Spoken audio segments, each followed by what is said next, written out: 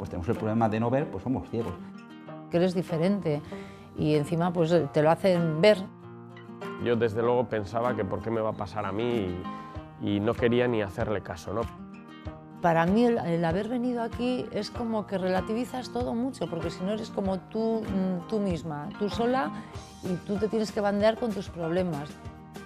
Cuando enseguida me entero y me ofrecen, oye David, pues que sepas que aquí estamos a tu disposición y encima apoyamos mucho pues, todos los temas culturales, tanto en la edición de libros como en la edición de discos, pues a mí me dio un subidón.